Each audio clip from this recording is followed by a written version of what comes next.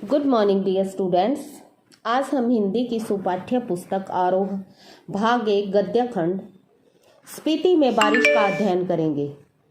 स्पीति में बारिश श्री कृष्णनाथ द्वारा रचित एक यात्रा वृतांत है। इस यात्रा वृतांत में उन्होंने हिमाचल प्रदेश के लाहुल जिले के अंतर्गत आने वाली तहसील स्पीति का भौगोलिक, ऐतिहासिक, प्राकृतिक, धार्मिक व कृषि संबंधी परिचय बहुत बारीकी एवं चिंतनपूर्ण शैली में दिया है। आइए जानते हैं स्पीति के विषय में।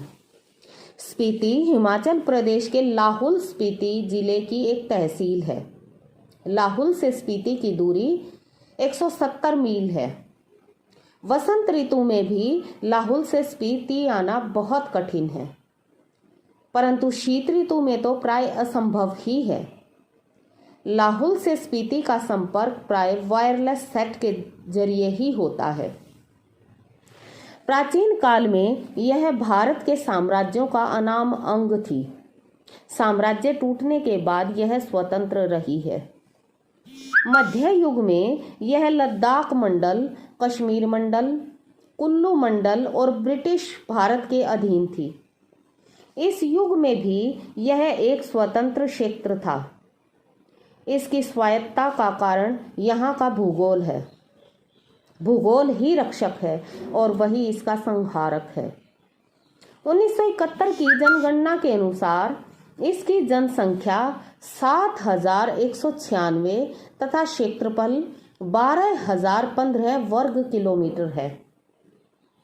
लाहुल के साथ जोड़कर यह क्षेत्र नापा गया है। यहाँ प्रति वर्ग किलोमीटर में 4 व्यक्ति रहते हैं। लाहुल स्पीति का प्रशासन जैसे ब्रिटिश काल में था वैसा ही स्वतंत्रता काल में है, यानी जैसा पहले था वैसा ही अब है।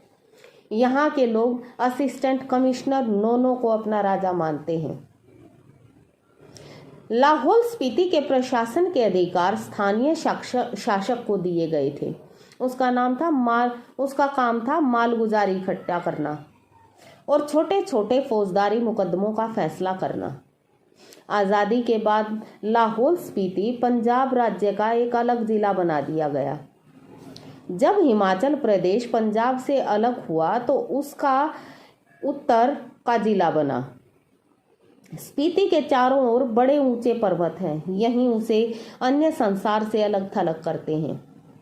स्पीति नदी हिमालय से निकलकर पूर्व की ओर तिब्बत में बहती हुई सतलुज में आकर मिल जाती है।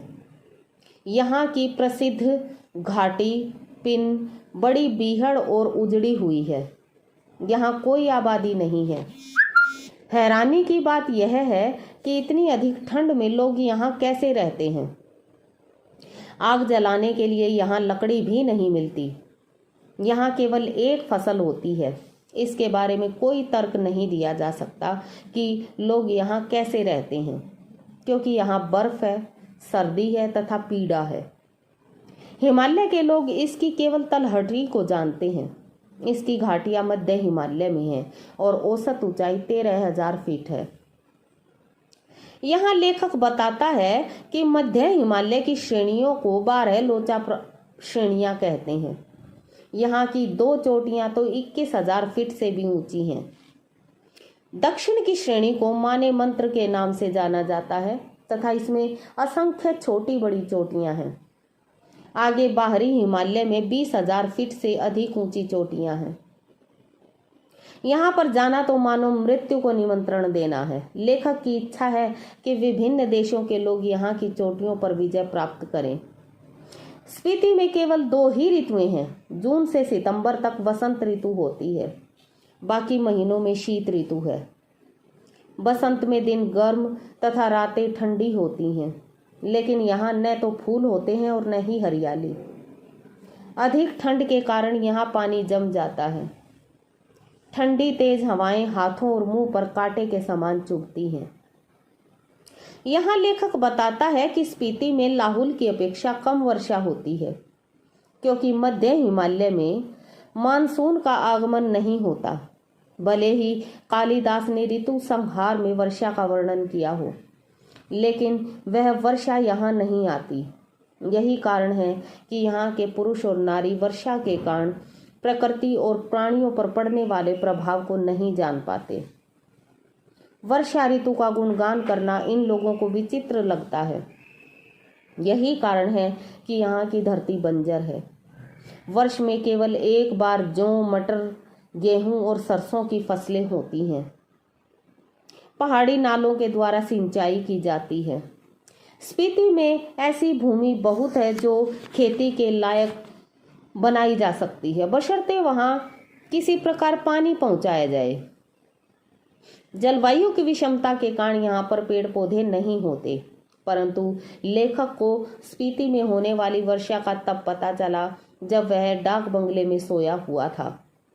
आधी रात को हवा के झोंकों से बारिश होने लगी और लेखक जाग गया। प्राय चाय पीते समय उसे पता चला कि उसका आना मंगल कार्य है, क्योंकि वहां के लोग कह रहे थे कि उसके आगमन से ही स्पीति में बरसात हुई है।